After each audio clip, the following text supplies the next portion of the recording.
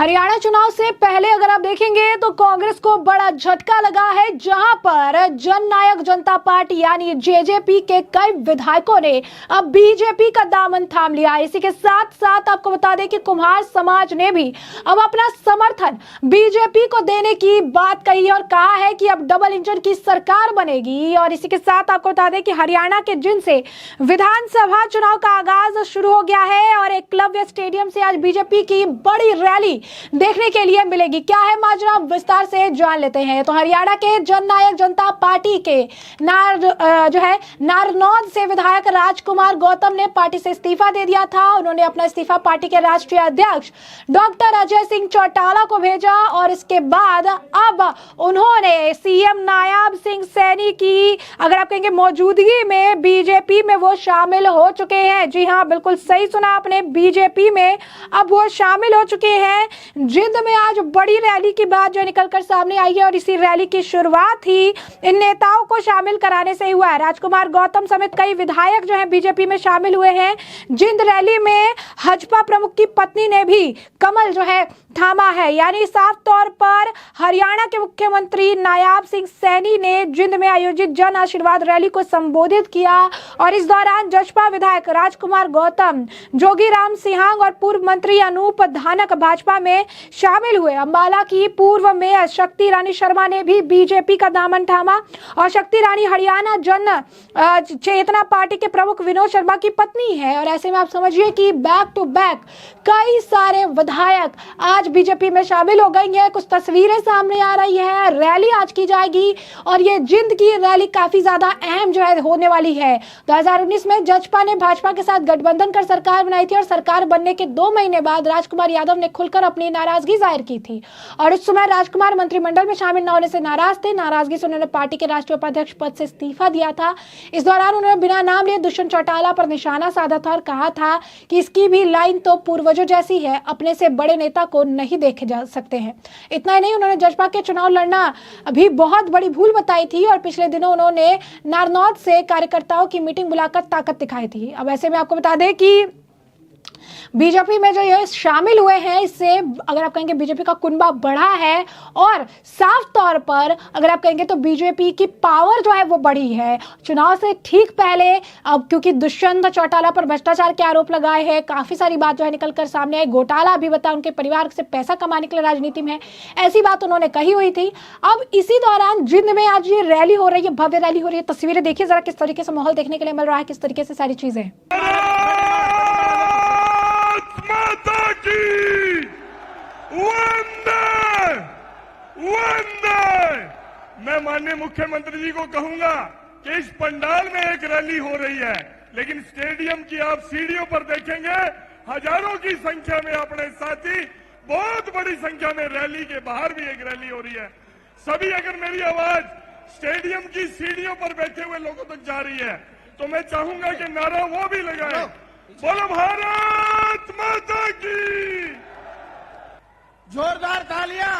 जींद की धरती पर, ऐतिहासिक धरती पर ऐतिहासिक कार्यक्रम में माननीय मुख्यमंत्री जी का स्वागत कर रहे हैं। नायब सैनी जी को जय श्री राम, विपुल देव जी को जय श्री राम, मोहनलाल बड़ौली जी को जय श्री राम। जैसा कि आप देख सकते हैं, जिंद में रैली की पूरी तैयारी हो चुकी है। मुख्यमंत्री समेत कई सारे अन्य नेता जो है मौजूद हैं और इस बीच अब जिंद में कल जो है कुम्हार समाज ने बैठक की थी और कहा था कि प्रदेश में डबल इंजन की सरकार बनेगी। भाजपा की लहर चल रही है। हरियाणा के जिंद जिला से जुलाना कस्बे की कुम्हार धर्मशाला में कुम्हार समाज की एक बैठक का आयोजन किया गया था। बैठक में राष्ट्रीय पिछड़ा आयोग के उपाध्यक्ष और जुलाना विधानसभा भाजपा के प्रभारी लोकेश प्रजापति ने शिरकत की। बैठक में लोगों को संबोधित करते हुए लोकेश प्रजापति ने कहा कि भाजपा सरकार ने सबका साथ सबका विकास नीति के तहत हर वर्ग का एक समान विकास करवाया है। भाजपा ने समाज के महापुरुषों की जयंती मनाकर समाज को मान सम्मान देने का काम किया। प्रदेश में भाजपा की लहर चल रही, प्रदेश में डबल इंजन की सरकार बनेगी। और इस मौके पर भाजपा के नेता संदीप लोहान, मंडल अध्यक्ष सतीश शर्मा, राजकुमार जो है घोड़ेला और संतीश टाक, हवा सिंह और कई सारे अन्य नेता जो है मौजूद है। तो कहीं ना कहीं अगर आप देखेंगे तो बीजेपी अपना कुनबा हरियाणा में लगातार बढ़ा रही है। लगातार अगर आप देखेंगे कि एक बड़ा कुनबा इनका बढ़ रहा है और चुनाव से ठीक पहले ये बीजेपी के लिए बहुत बढ़िया संकेत है। नायब सिंह सैनी भी खुलकर अब मैदान में, अगर आप कहेंगे कि आ चुके हैं। चुनाव प्रचार को लेकर अभी से ही तैयारियां चल रही है, प्रचार प्रसार जोरों पर है और इस दौरान नेताओं की भी जुबानी जंग भी तेज हो गई है। मुख्यमंत्री नायब सिंह सैनी ने तो कांग्रेस नेता राहुल गांधी पर जमकर निशाना साधा। कहा राहुल गांधी झूठ की स्क्रिप्ट लिखते हैं और कांग्रेस के नेताओं से फैलाने का काम करते हैं। हिमाचल में 1 लाख नौकरी देने का झूठ कांग्रेस ने बोला, आज एक भी सरकारी नौकरी नहीं। सीएम सैनी ने यह भी कहा कि कांग्रेस ने कर्नाटक में 2000 रुपए महीना देने की भी बात कही, अभी तक एक महिला को 5 पैसे तक नहीं दिए। सिर्फ वोट के लिए गए। तेलंगाना में भी सारी सरकारी पदों पर भर्ती करने की घोषणा मैनिफेस्टो में की और वहां भी झूठ की स्क्रिप्ट लिखी है, लेकिन वहां पर भी 1 साल के अंदर कोई भी भर्ती नहीं निकाली। सैनी ने कहा कि मैं कांग्रेस के नेताओं से कहना चाहूंगा, इतना झूठ मत फैलाइए, जितनी आपकी चादर है उतना पैर पसारिए।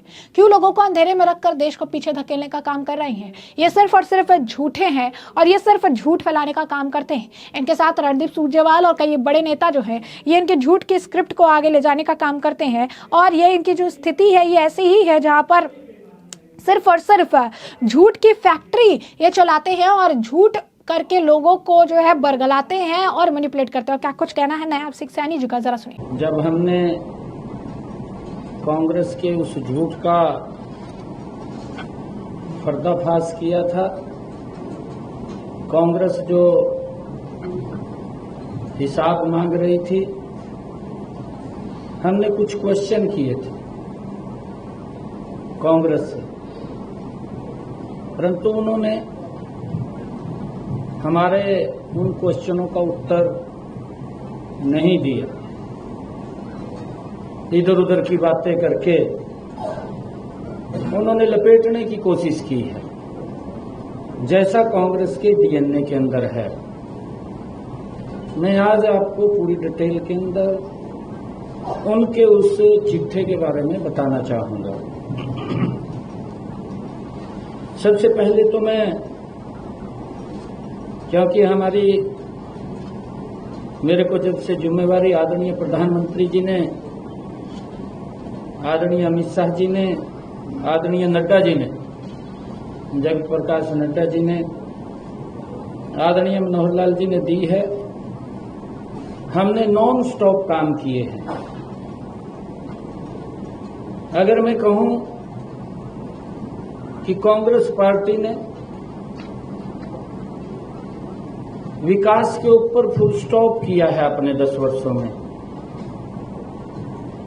भारतीय जनता पार्टी की सरकार ने विकास के ऊपर नॉन स्टॉप किया है। मैं अब भी ये कहना चाहता हूं कि उसमें से मैं कुछ क्वेश्चन कम करता हूं। अगर इतने ज्यादा नहीं थे, वो थोड़े मैंने सिलेक्ट किए थे, अभी और भी थे, फिर भी उसमें से मैंने कुछ सिलेक्ट किए थे। वो क्वेश्चन मैंने किए थे कि इनके उत्तर मुझे चाहिए। अगर वो उतने उत्तर नहीं दे सकते, कोई 4-5 के तो दे दें। मैं ये कहना चाहता हूं, हमारी सरकार ने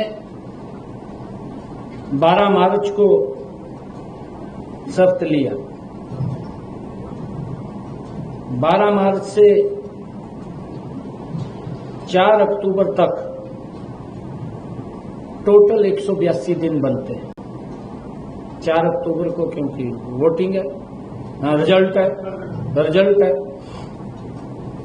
182 दिन बनते हैं।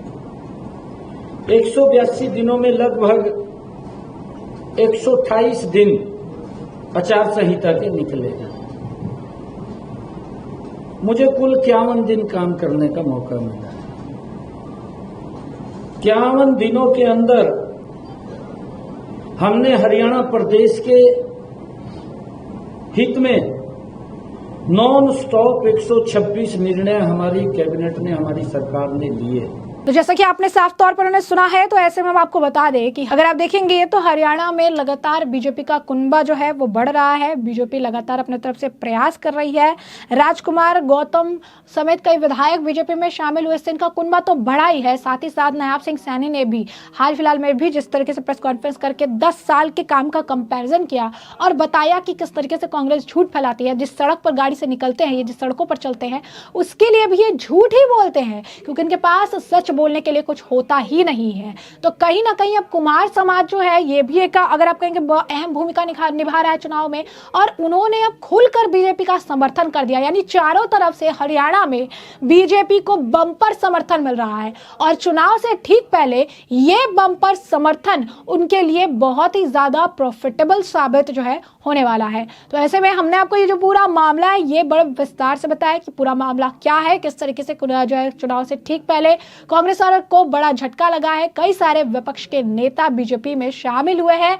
हरियाणा में बीजेपी का जो परिवार है वो बढ़ रहा है, कुनबा जो है बढ़ रहा है। दूसरी तरफ कुमार समाज के जो लोग हैं उन्होंने बीजेपी को अपना समर्थन देने की बात कही है। इसी के साथ जिंद से आज बीजेपी ने जो है एक बड़ी रैली की शुरुआत की है और जिंद की ये रैली काफी महत्वपूर्ण मानी जा रही है होने वाले चुनाव से ठीक पहले। तो ऐसे में अब इस पूरे मामले पर आपकी भी जो राय हो हमें कमेंट सेक्शन में कमेंट करके जरूर से जरूर साझा करिएगा। धन्यवाद।